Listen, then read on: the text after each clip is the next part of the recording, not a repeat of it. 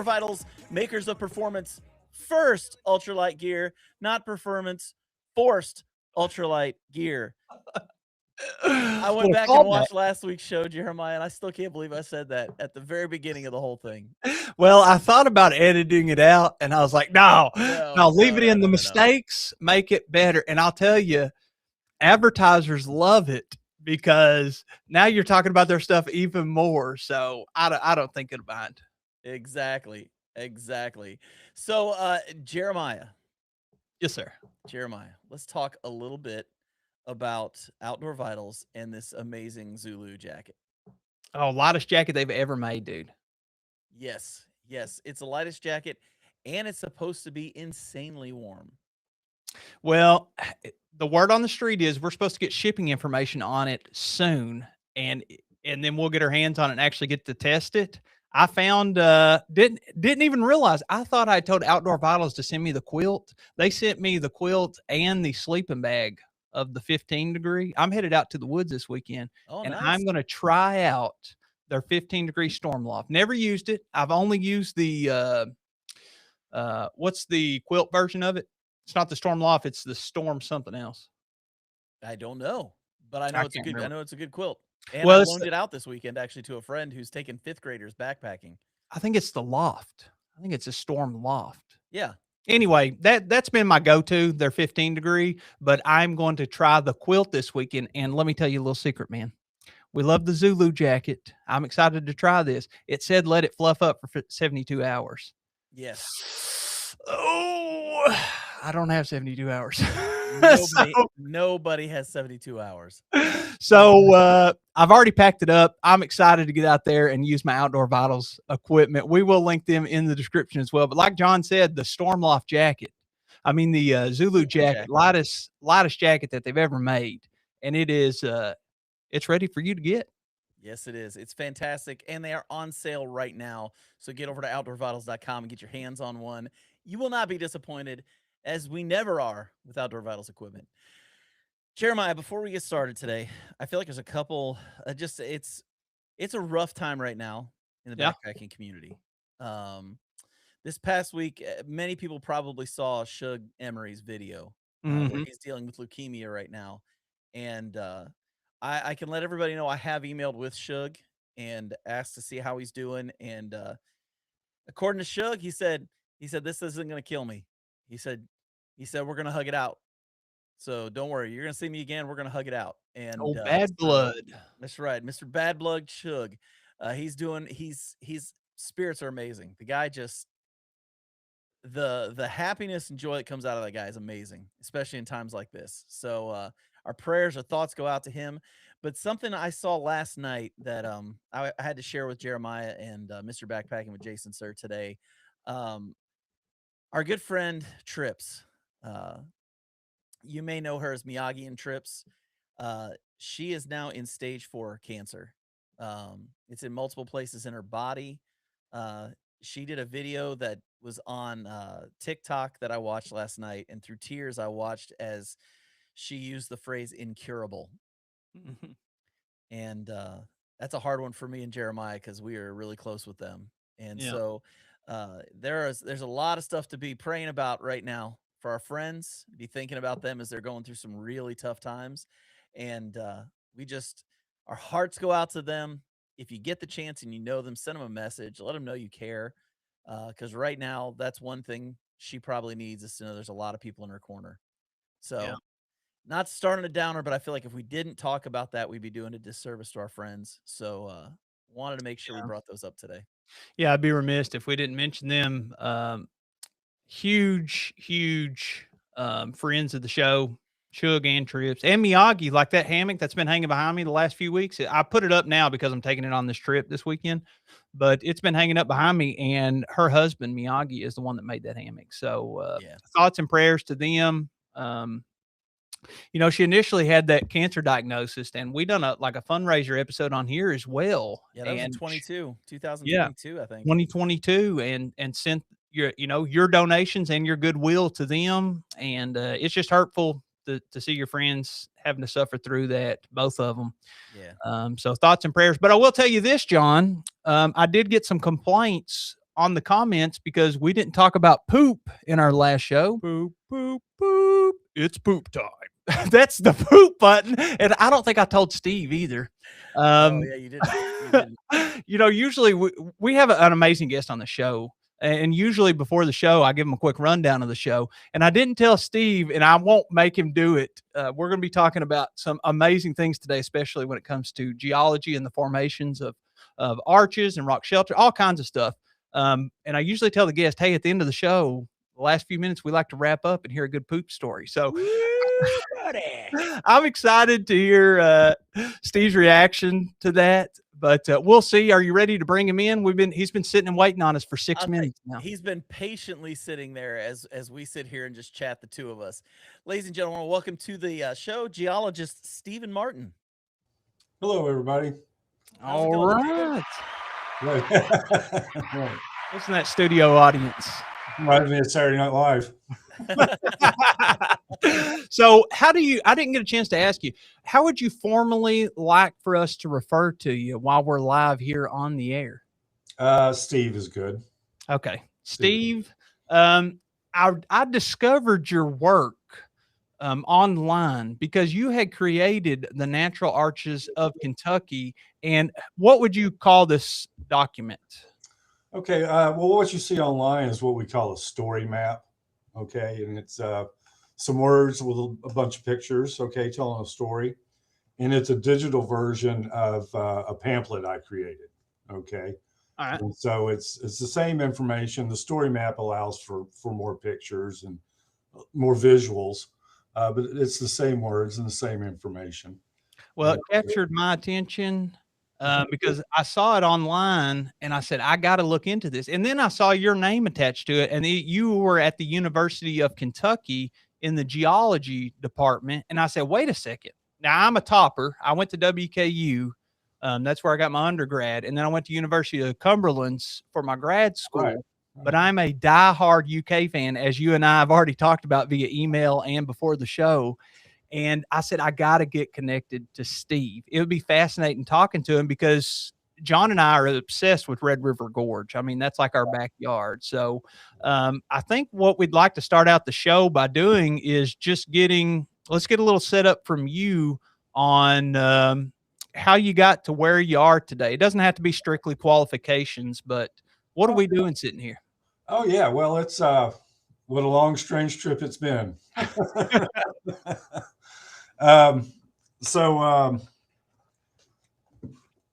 First of all, how I got to become, starting with natural arches, I got to start with my beginning of my geology career, because originally I'm from Tennessee, grew up in Chattanooga, went to the University of Tennessee at Chattanooga, and I got a business degree. That's actually Jeremiah's favorite university. Oh, UTC? Oh, he loves the University of Tennessee. Oh, okay. Yeah, well, loves it. At least you were at Chattanooga. At least you weren't at the balls. I'll tell you that. I thought about moving to Knoxville, and I saw all that orange, and I said, no, I can't take it. Yeah. Well, I have a degree from Knoxville too. So. Oh no! I'm sorry. Okay, sorry to cut you off. Keep going. But you guys had 2 quality comeback wins against us this year. That's true. That's true. I know that's important to you. I know I'm the most hated person in Kentucky. Well, John's actually, not to get too deep into sports, but John's actually a Buckeye fan, which that's right up there with Tennessee. I don't know. No offense, John. It's just professional jealousy. It's okay, Jeremiah. No worries. In football, yes. Well, from Tennessee, we don't think commonly of Alabama or Florida. So, I know how it goes. It's everything that's south of you, But originally, I got a business degree from UT Chattanooga, and I had a couple of geology roommates, and that was my first introduction to geology. Graduated, was working, and I was in the transportation industry. I was coordinating truckers picking up freight. I was a transportation broker, sitting inside, and I'm like, man, I've got to get outside. I want to do something different. So I went back to school, took a geology course at UT Chattanooga, took a night course. I liked it. Sat on it for a year or two about what I'm going to do next, and decided to go moved to Knoxville and sold my car, took out student loans, and dove in to get geology degree. So this is my second undergraduate degree. And I thought originally I'd just probably get a second undergraduate degree and move back to Chattanooga and, work in the environmental field. But I had an opportunity to work with a distinguished professor who was into geologic mapping, and I like maps. And so I got into geologic mapping through him. And so I mapped a portion of the Western Blue Ridge foothills of the Southern Appalachians for a master's thesis around Tellico Plains. And so basically these are the same rocks that you would see in the Great Smoky Mountain National Park, just a little bit south of there, southwest of there. So it's the same type of rocks. So I finished my thesis in 97. Was it 96? Anyway, 96, 97. Got a job at the Arkansas Geological Survey in Little Rock for a year. And then in 1998, so in 97, I started at the Arkansas Survey, was there for a year, and then I got a job here. And if you notice behind me here, it's a geologic map of Kentucky. Okay. So Kentucky is really unique in that it's the only state of any size that's completely mapped at a 1 to 24,000 scale. Okay. So I know you guys, if you're backpacking or hiking before technology, you used a topographic map to navigate. Okay. So those topographic maps are the base maps for which we make geologic maps, or at least in the old days. Nowadays, different technology allows for different mapping techniques. So Kentucky is unique in that they're completely mapped. Here's an example of this is a nice little folder it comes into. And, just, I don't know if you guys can see that. Tough for us to see, but if you can describe it, some people are just listening because they're just on the podcast app. But if anybody wants to watch, we're on YouTube and Spotify. You can see the video version of this and actually lay eyes on the map. And you can go to our website and check out our publications. But the point being how I got into here and into geology, they wanted to digitize these paper maps and provide them over the internet via our website. And what year was that? 1998. 98. They were one to already digitize that. I find that surprising. Yeah. So, and they had already been digitizing maybe a year or two before they hired me and a bunch of other people. Okay. And so, we had 700 maps we needed to digitize. And so we started in 98 and I don't know, we finished. It probably took us maybe 10 years, I guess. I'm not exactly sure on the timeline there. I was into it for 5 or 6 years. And then we started making superficial geologic maps, which are maps of the soil above bedrock. Okay. And how the soils got there. And so I spent a good part of my career making geologic maps and doing mapping. That's kind of my specialty. Kind of got burned out on that. And my supervisor at the time wanted me to create a database of joints. So let me explain that first, okay? So rocks are fractured, all right? There's two types of fractures in a rock. I'm sure a lot of you have heard of fault, right? The New Madrid fault, San Andreas fault. Okay, those are fracture planes where the rocks have moved past one another due to tectonic forces, okay? So the Appalachian Mountains, that's a compressive tectonic plates running into each other, okay? And it's crustal shortening as the rocks pile on top of each other, making the mountain chain. That's a convergent plate tectonics. They also diverge and go away from us, and you can get faulting there as the crust thins. You can get faulting. Now the San Andreas fault is when the crust moves across one another. So that's a type of fracture, a fault. Another type of fracture which is very important, and it's all over in Kentucky, and it's important in natural arches, are called joints. So there's two types of fracture, a fault and a joint. A joint has no movement like a fault. Okay, it just gets wider. The joint gets wider, and eventually that joint, you may get so wide that the rock falls off a cliff, and that's how you, like a landslide, and that's how you get the cliffs around the Red River Gorge. Okay, so these rocks are falling from joint faces.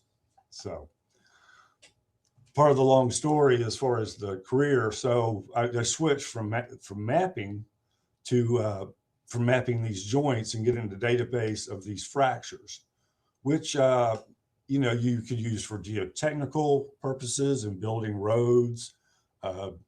Joints provide a pathway for water to flow, and it affects groundwater.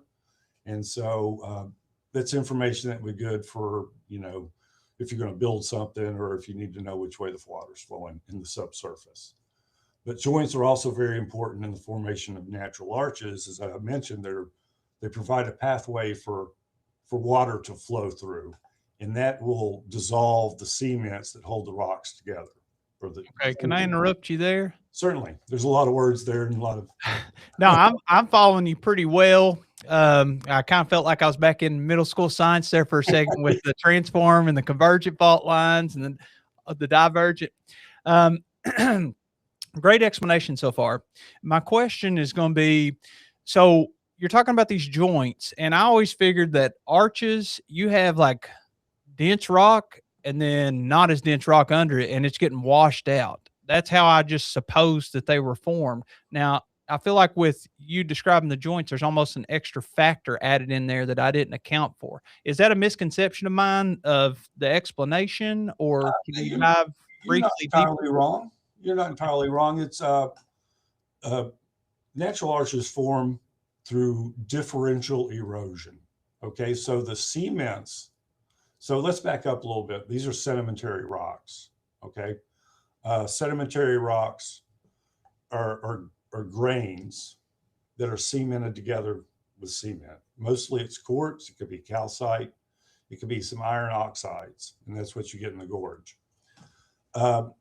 Along with sedimentary rocks, just to give you a little 101 geology lesson, you would have igneous or metamorphic. So there are three basic rock types. Igneous would be like a volcano. Metamorphic rocks would be what you would find in a mountain chain. And sedimentary rocks are what you find in Kentucky and most throughout. And so the sedimentary rocks are based on grain size. The smallest would be shale.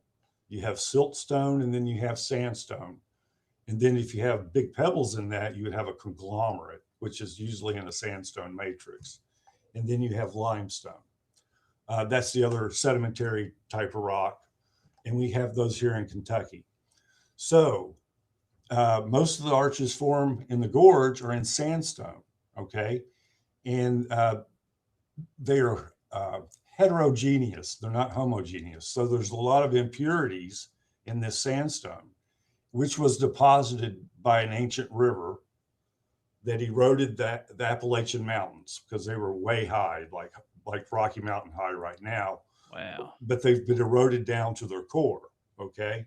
And so all of that erosion from those mountains are the sediments we see in Kentucky. Okay. So the Corbin Sandstone is a kind of a famous rock formation in Kentucky. It's what we find in the gorge is what we call the Corbin Sandstone. And a lot of people are climbing on that. And so that was deposited by a river system, like I mentioned. And so it's, you know, there's a lot of impurities that, you know, some areas of the rock are better cemented than others. Okay. And that'll cause a differential erosion. So water does the work. So water is either it's flowing like a meandering river and it's banging up against the rock, and that'll, you know, increase the reaction of eroding the cements that hold the sand grains together. Okay. But it can also seep through these joints and slowly dissolve the cements. So over time, like I said, certain areas are better cemented than others, and those poorly cemented areas will weather out I see. and leave a hole.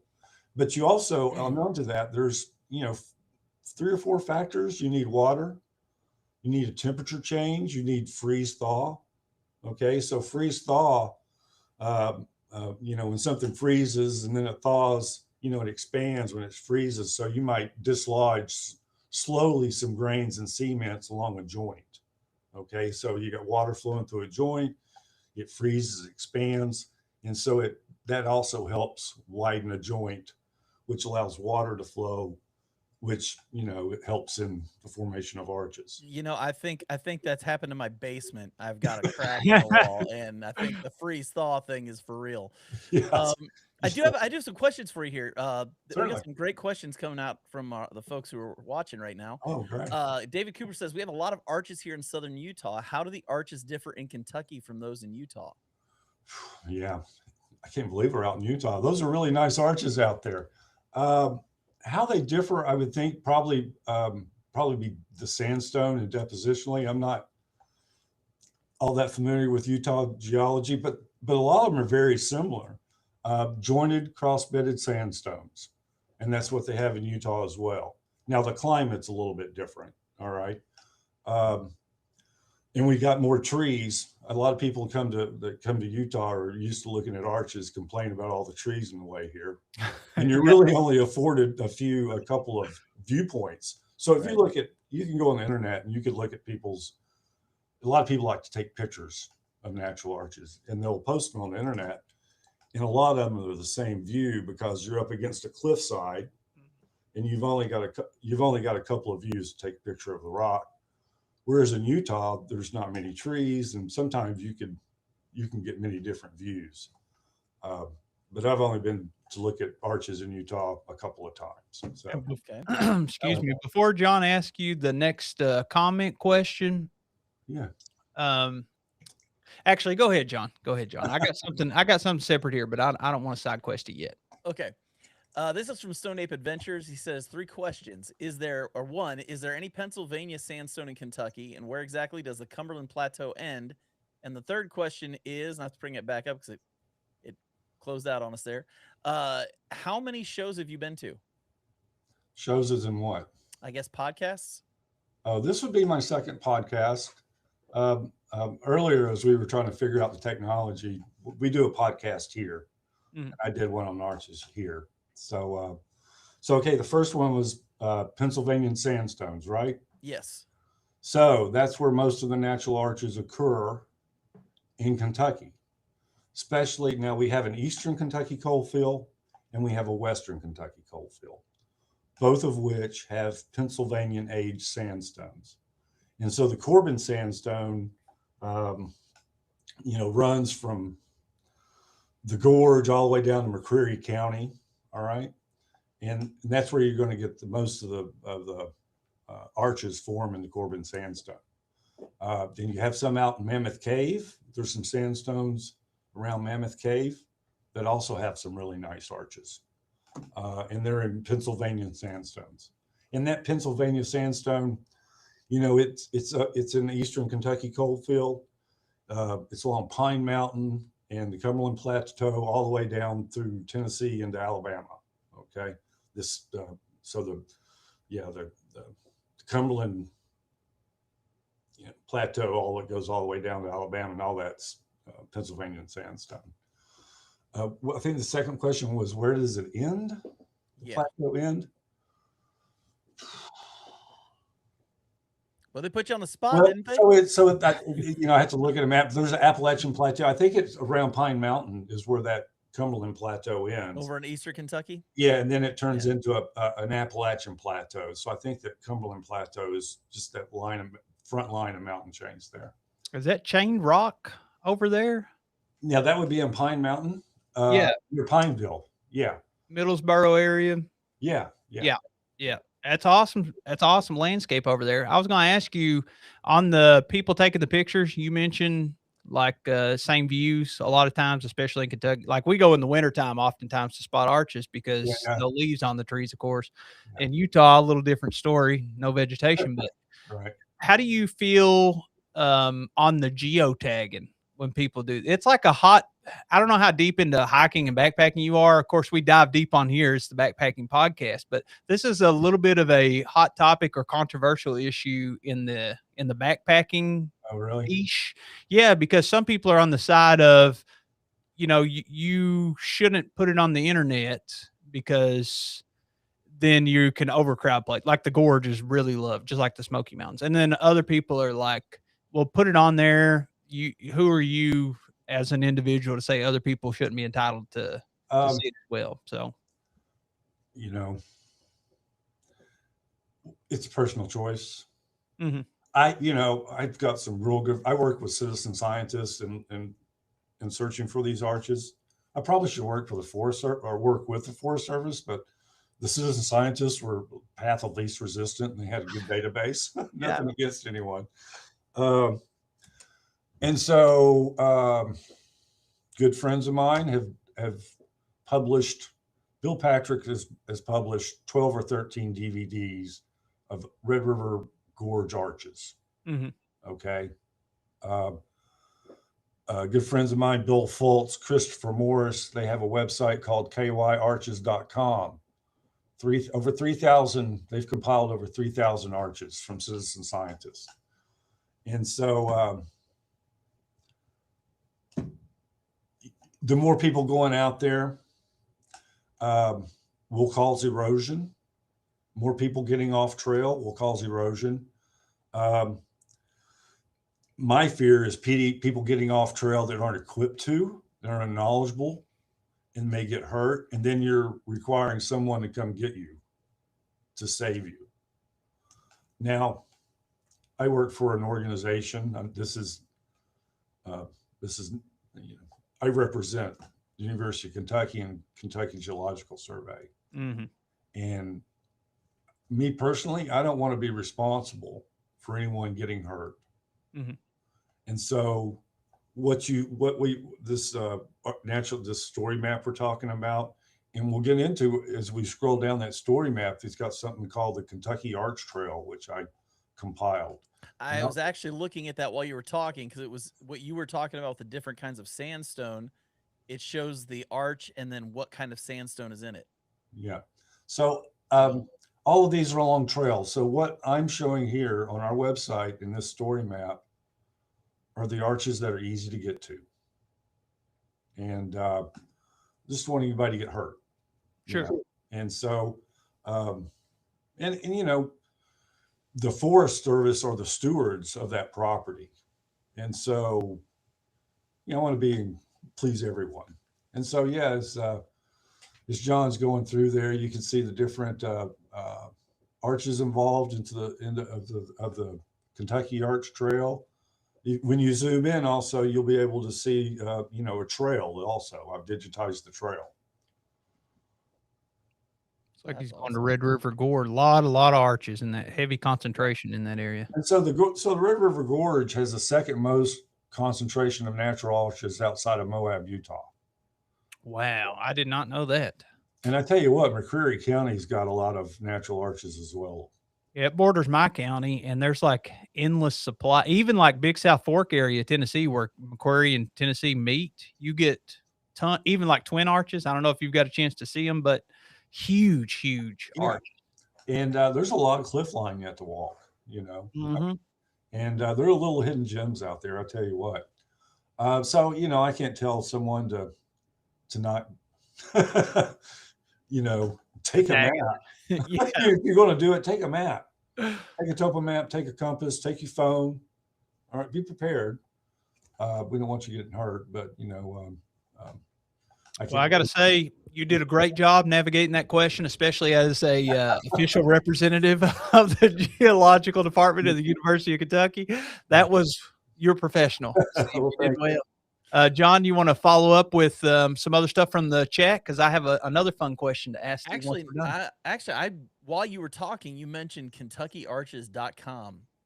And so I went over there, kyarches.com, Yeah. and the database that they have right now has 3,277 documented arches. Yeah. That is crazy. And then another 3,600 documented features, like false arches, windows that are less than 3-foot openings, and destroyed arches. So they also, this guy also does a Facebook landscape waterfalls and natural arches group on Facebook as well. What do you know what his name is? Yeah, Bill Fultz, Fultz. Okay, I don't know if I've met Bill or not. I mean, I think that he could be somebody great to contact in the future. We're kind of wetting our whistle with arches today, talking with you, but this show, we've been going for 6 years. Who knows? We may revisit in the future. Yeah, he would be a good person to talk to. He's a good guy. So, well, and I love that which you put me on a. My ADD's kicked in, is what I'm telling you. Steve, okay? Going down the rabbit hole. I am on this KYRs thing while you're talking, and you can actually go and see the longest spans. Yeah. The top 10, and Mantle Rock is 156 feet. Yeah. 65. Yeah. Yeah. And then you've got the longest spans, top 10 documenters, submitters, counties, owners, names, types, parks. It's fantastic. This is a really cool resource I didn't even know existed. Yeah, that's a really good website. He's done a great job with it. And, and what he's done is, there were 5, 6, 7 probably citizen scientists, and they compiled it all. And so they did a really good job. Yeah, it's fantastic. All right. Let me ask you this. I want to put you on the spot as well. And I'm not going to lie. I had to Google it to get the answers. So me too. I learned a while back that water, we think, whenever it freezes, it expands. And we've talked about on the show because of the crystal structure. And that's why it's expanding. But there are 7 rare substances, but they're the most common 7 that also expands whenever it freezes. And it's actually very, very rare for something to expand whenever it freezes. So, Steve, off the top of your head, besides water, I didn't know any of them. Do you know any of the other? There's 7 total. So any of the other 6 that expands when it freezes. Expands when it freezes. And it's a substance. It's something. Is it substance? Yeah. Jeremiah's ego. Well, I was just curious. I was like, I just figured, if it's happening with water and that's one of the most common substances, it's happening like that's just very, very common trait of substances. Whenever it freezes, it expands. But that's not true. So I'll read them off here. Like I said, I didn't know a single one. Bismuth, gallium, silicone, germanium, antimony, and plutonium. Yeah. Are less dense crystalline structures that solidify. Yeah. John, did you know any of them? Silicone, I knew. Well, did you know that I mean, I've heard of some of them, but no, I mean, I knew silicone did. Oh, you knew silicone did? Yes, I did know that one. My wife has an Etsy page where she sells like these things like bookmarks and earrings and stuff that she makes. Oh, I didn't know that. Using silicone molds and all that kind of So I actually knew silicone. Well, you're one up on me. Sorry, that was a little side quest. I got to make sure I say the word right. Silicone. Silicone. Well, I say, the couple of questions from your listeners were really good. They were some really good questions. There is another question from our listeners. Yeah. They want to know if you have a book of all this information, or if you have any recommended books they could be looking up to find out more. Ooh, I do not have a book. Ohio, there's a guy in Ohio that's he created a book on natural arches. Pillars of Time. Hold on one second. Pillars of Time? Is that what he said? Yeah, I'm looking it up right now. Here it is. So, the book in Ohio, Rainbows of Rock, Tables of Stone. It's by Timothy Snyder. What is it called again? Rainbows of Rock? Rainbows of Rock, Tables of Stone. Oh, yeah. I found it on it. You can buy it on Amazon. Yeah. The Natural Arches of Pillars and Pillars of Ohio. It's about Right. $23. You don't think about Ohio being a place where you're going to spot a lot of arches.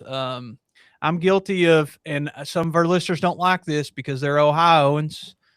Sometimes we'll nudge them a little bit and call it the armpit of America.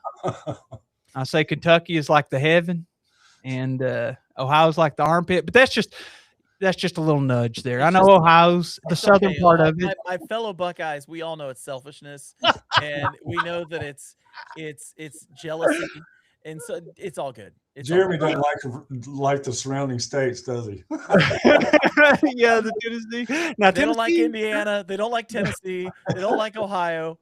Now, Southern Ohio. It has fun of West Virginia. I just can't find a whole lot of backpacking up there in the Ohio and the Indiana. Yeah. No, I got you.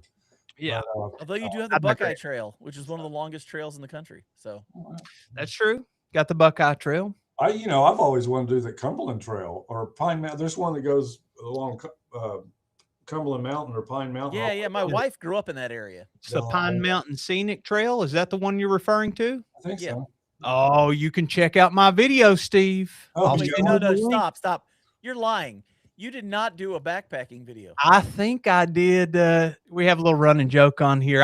John and I also have personal YouTube pages, and I had a son a couple years ago now, and we're still running this page. My personal page is taking a layoff. Got to put him on the back burner, but I'm pretty sure because I've done that trail and I'm wanting to revisit it soon. Because I tell you, Steve, if you have not got a chance to get out in that area and cross it's not very hard because you're on top of a ridge line the entire time on Pine Mountain. So it's not like sometimes you have to go down all the way down and all the way back up. Not this one. You literally get shuttled to the end and you hop out and it's 14 miles to the other end. You could do it in a day. Wow. We spent a couple of days doing it, but yeah, it's a great one. Definitely hit it up. Well, you got a couple of nice arches here on Pine Mountain. If you go down to that the trail, what is it? Eagle Arch? Yeah, you got Log Rock. I was at Kingdom Come State Park Monday, and so they got Log Rock there, but there's also a really neat arch that's just off a trail that's not advertised. It's really pretty cool. It's called Raven Rock Natural Bridge. I'm familiar with that one. You're able to zoom in there. Log Rock right there. Oh, wow. Right. It says B-Rock Sandstone. Yeah. Yep, it's a 78-foot long arch with a 7-foot width, or a 7-foot clearance and 6-foot width. Right. So if you County. So you see that pond right there? Oh, yeah. All right. You see that drainage going north? If you got your little cursor going up there, right through there, at the head of that, there's a really nice arch called Raven Rock Natural Bridge, and it's at the end of the trail. And you take a right, and it's really kind of hard to. It's up against the wall, and there's a stream going down the rock face, and it's going right through the arch. It's really pretty cool. Okay. But anyway, I've actually got it pulled up right now. Eagle Arch. Well, that's Log Rock. I'm talking about at Kingdom Come State Park. Oh, I got you. And the one that's not listed on the map, it's a little off trail. It's called Raven Rock Natural Bridge. Raven Rock. Very cool. It says Raven Rock, Kentucky's Red River Gorge, 3.8 miles. Oh, that's not what you're talking about. You're talking about Kingdom Come, you said. Yeah. So anyway, I got you. But yeah, there's we were talking about Pine Mountain. There's a handful of really nice arches to visit there as well. Log Rock. I did mention Eagle Arch, which is right along the Pine Mountain Trail. I guess it's north of there. Let me hit you with some of these. Yeah, Eagle Arch is north of there. So I've always wondered, sometimes there's literally signs designating the areas and like fencing, keep out of here. Like we have Natural Arch on the border of Pulaski and McCreary County, Mhm. and I live really, really close to there, like Oh, within 30 minutes driving time. right. Um, and they have like signs, hey, no digging here. This is an it was previously an archaeological site. People come in, dug it, shouldn't have, destroyed artifacts, etc. But there's always all these wives' tales of, hey, natives lived here under this rock shelter. This is where they used to hang out, or like there's either wives' tales or just old tales in general about some of these places. How much stock do you put into like for example, Red River Gorge? There's all kinds of little places where you can hide out, caves, arches, that Mhm. kind of stuff. How much stock do you put into, hey, there were natives living here before 100%. the Spaniards come over? And if 100%.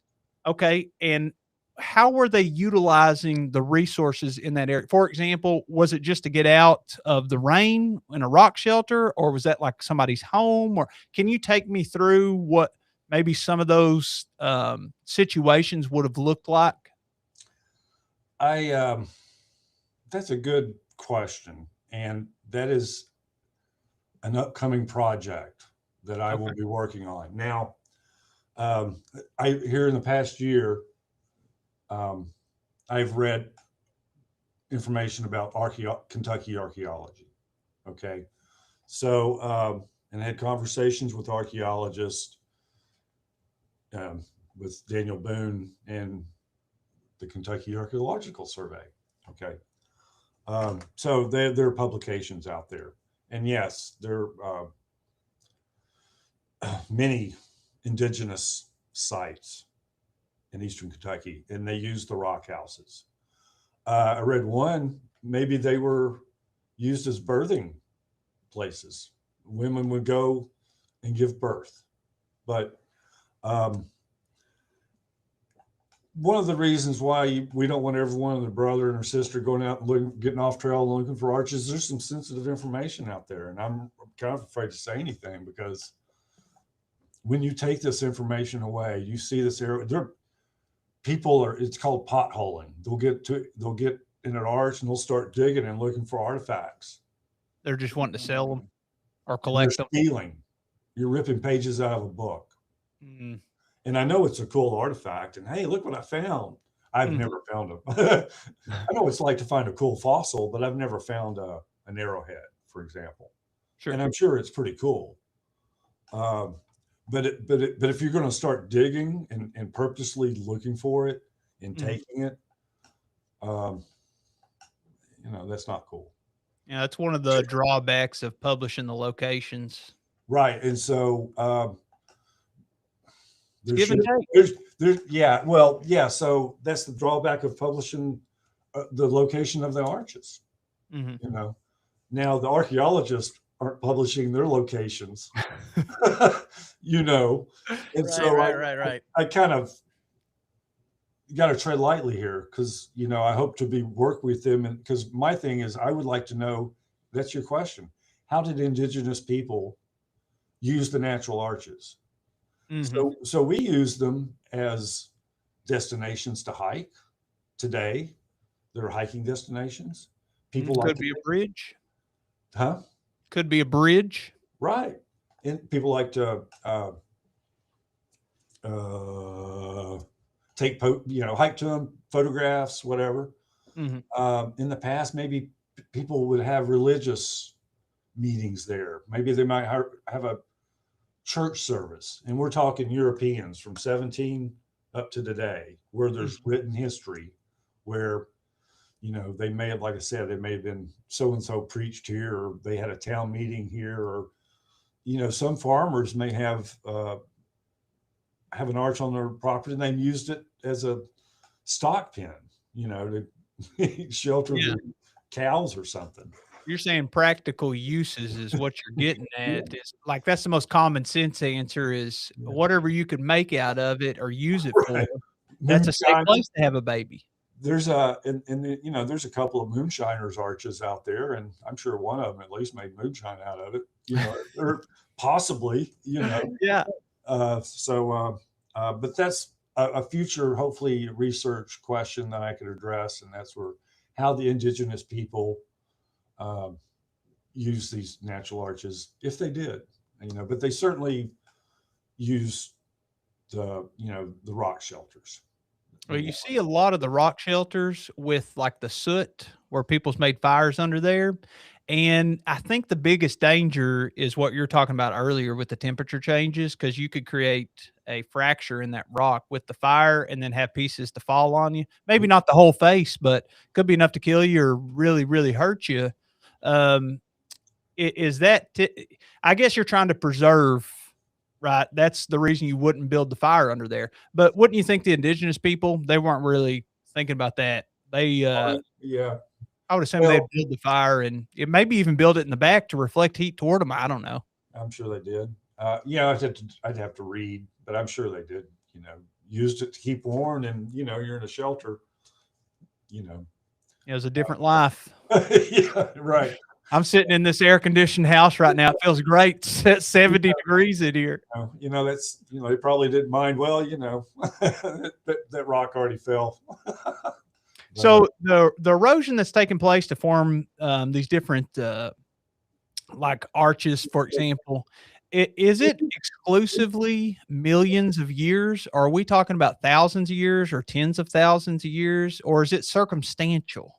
It's like maybe flash flooding can form one quickly, or depending on the cement, like I assume Red River Gorge. We don't know how old they are. Okay.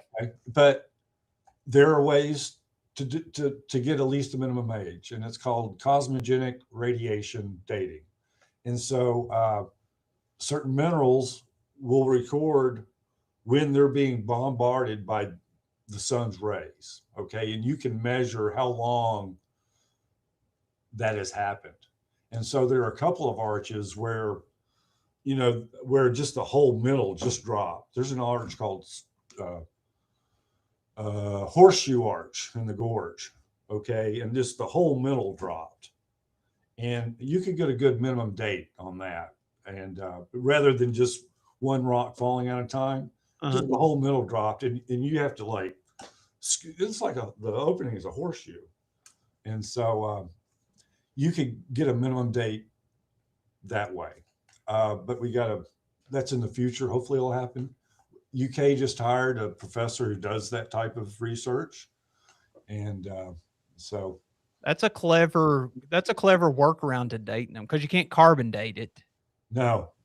So yeah, it's got to be, how long has this been exposed to sunlight is one way to do it. And so it's also about 1 million years ago, and this is a working hypothesis that I've got, and I've got no data for it, but it's something I keep in mind. 1 million years ago, glaciers came into Kentucky. It rerouted the Kentucky River. Okay.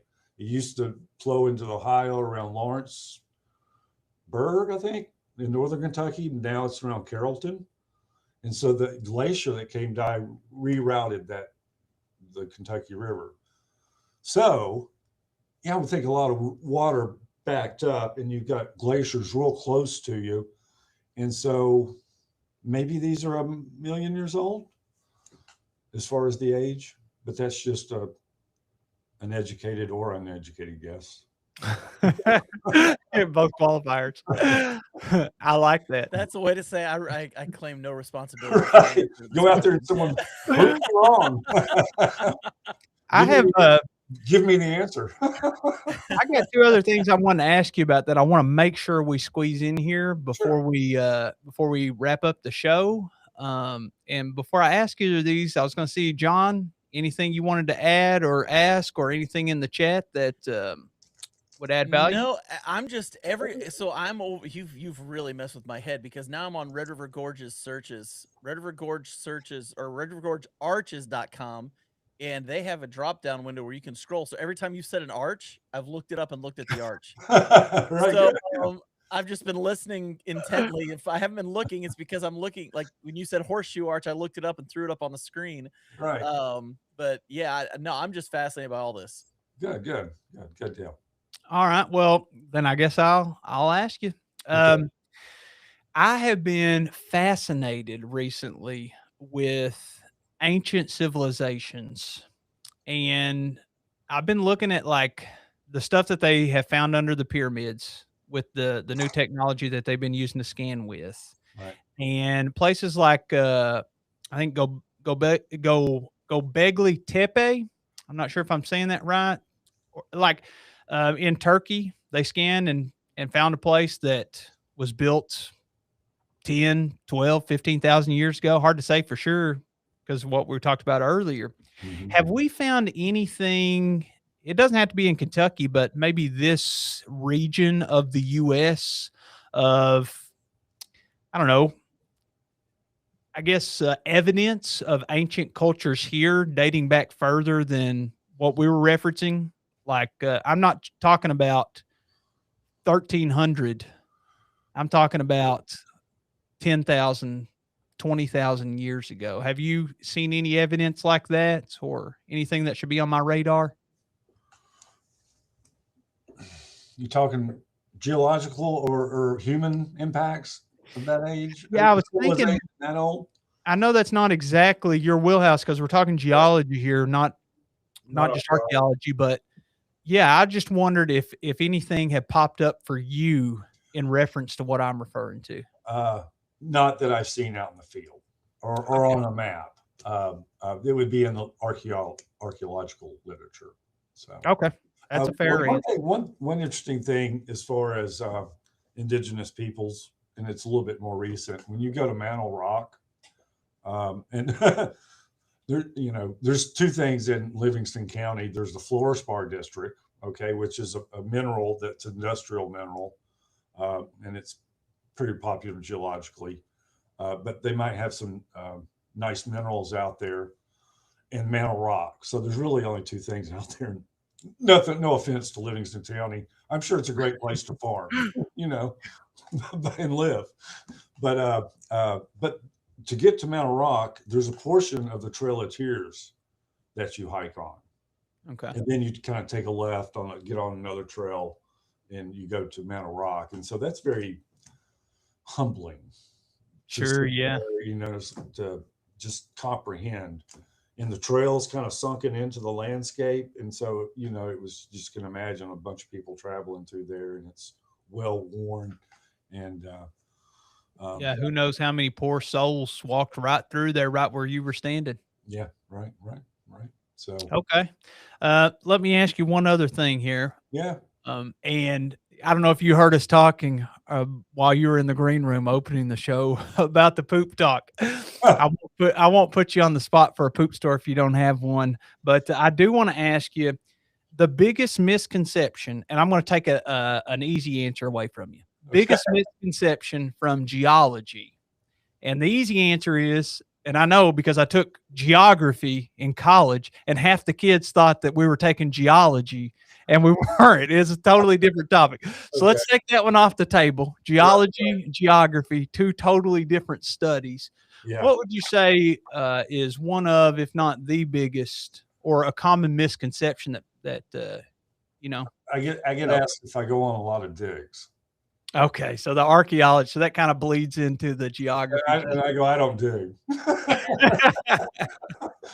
But yeah. So, and I'm sure they're maybe thinking of, am I digging up a fossil, or maybe archaeological, it would be cool to unearth a dinosaur and get on your hands and knees with a brush and, dust away the dirt and whatever. I think that would be cool.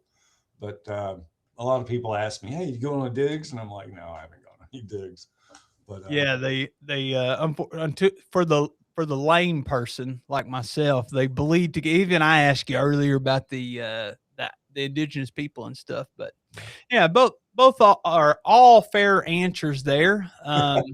John, anything else before we wrap up the show here? We got a little bit of a late start, so this is a slightly shorter episode. I just appreciate drinking from the fire hose today. Bro, there's so much information, and I've just been trying to, as I've got a bunch of tabs on my browser right now from stuff you've said that I've just been kind of saving as we talk that I'll probably be looking at later. It's just fascinating, the stuff you've been talking about today. I appreciate you inviting me to be on here. I've enjoyed it, and I just want to mention that my thoughts and prayers go out to your friends. We appreciate that. Well, thank you very much, Steve. And also, we mentioned on here, and we have it linked in the description, the Natural Arches of Kentucky. But are there any other places or resources people should check out so they can follow some of your work or check out some of your studies or anything like that? Yeah, you can. Our website's a good resource. Okay, Google Kentucky Geological Survey. We got a great map service. We got a great website. It's got a lot of good information. I'm hoping to. I've got some pamphlets, that go along with this. Excuse all the noise. No worries. This pamphlet right here, it goes along with the story map we've been looking at online here. This will hopefully be at state parks. The visitor center at Red River Gorge has ordered 20,000 of these. Wow, Gladdy Center, huh? No, the right at the rest area. Oh, okay. Yeah, the right there at the visitor plate center. exit. Yeah, so that's Yeah, the I got Powell you. County Tourism Commission. They saw this and were like, "Hey, we want a bunch of these." So That's great. blows me away. I didn't think anyone want that much of anything I did. Well, you do good work here. That's why they want it, and we can't thank you enough for gracing us with your time here. If you want to hang out for just a minute in the green room, we'll wrap the show. We'll pop in and say our goodbyes. But Yeah, that's great. been a real pleasure. Same here. I'm thoroughly enjoyed it. The time went by really quick. It's a Always fast does. hour. Always does. Thanks so much, Stephen. Thank We you. appreciate you. Oh man. So Jeremiah, Yes, sir. I gotta let me get these windows looking a little bit more. He's got 100. He's got 100 tabs pulled up, and he is producing the show. A man of many talents. And I gotta show this to you because you were asking about an ancient civilization here in the U.S. Mhm. Somebody brought this up, and I actually just found this a couple weeks ago. It's an area in Louisiana called Poverty Point. It's a civilization from 3,400 years ago. Wow. That they've found, and this is a rendering of probably more of what it would have looked like back then. All of these are mounds, and it looks like there's little huts on them, and then you've got a little area in the back here that kind of looks like an arrow almost. But I was watching about this. It was an ancient civilization that would have been there 3,400 years ago. So there you go. You wanted ancient civilizations here in the United States, you got one. Oh, thank you, John. What a nice little nugget of info there. I'm not gonna take all the credit because somebody else brought it up too. I'm trying to remember who brought that up. Let me see. Might have been Ginger Rush. Is that fair? Yeah, Ginger Rush brought that up. So she put on here, Poverty Point, Louisiana. So And definitely. Jeff Peters. Oh, sorry, wrong button. I was trying to hit the poop button. Boop, boop, boop. It's poop time. Jeff Well, Peters, you we'll know, get when he back to mentioned that rest stop, I've got poop stories from that rest stop. We'll have to do it another time. But I've used yeah, that rest stop many, many times over the years. it's a convenient one. Yes, it is. It's very, very, very convenient. I wanted to crack a joke and be like, man, I really loved you on Saturday Night Live back in the 70s. But I Oh was my like, oh, God. I can't do that. I can't do that. Even though now I've already said it. So now he's probably sitting back there rolling his eyes in the He, corner. he probably just clicked off. Thanks a He lot, probably John. said, I'm done with these guys. Terminated my friendship, my newly founded friendship. Yep. I'm taking it away. But either way, it's been a great episode. Again, I just want to say our thoughts and prayers go out to Shug and to Trips. Love both of them very much, and just hate to see that they're both going through what they're going through. Yeah. Good folks, man. Good folks. Hate to see them going through cancer. It's an evil, evil thing. That's tough. So, Jeremiah, you got anything else for us before we log out of this thing? See y'all next week at 4:30 p.m. Eastern Standard Time right here on YouTube with the live stream. Or if you're just listening to the show, checking out the published version, the edited, polished version, that'll be out Friday at noon. That's right. That's right. And somebody was commenting beforehand that we don't have a set time for when we do the podcast. Actually, we do. They're Wednesdays at 4:30. So anybody who's wondering, That's when it is. So we've got a few more guests that are coming up in the future that we're working on. A couple of them have not. We don't have official guests yet, but we do have some people getting ready to come on the next few weeks. Somebody asked who's the next week's guest. Next week it's me and Jeremiah, and I can promise you we're gonna have a good time next week. Oh, it's gonna be a great time, man. I can't, and I'll be coming off of this trip. I haven't told you much about it, so tune in next week to hear all about. If you like the Fiery Gizzard Trail last week, I'm headed back down in that Chattanooga area, and I should have.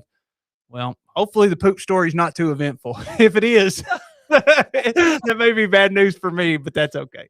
Well, I'm going to see monster trucks on Saturday, so my son is really excited. Rupp Arena. Yeah, no, Kentucky Horse Park. Oh, okay. All right. Yeah, I've been out there too. It's a beautiful area. So it's going to be a blast. It's going to be a blast. Well, folks, thanks for tuning in. So for myself and Mr. Jeremiah Stringer, we want to thank you guys for tuning in, and we will catch you on the next one. Put the team on my back. Never fold, never crack. The wolf always roll with a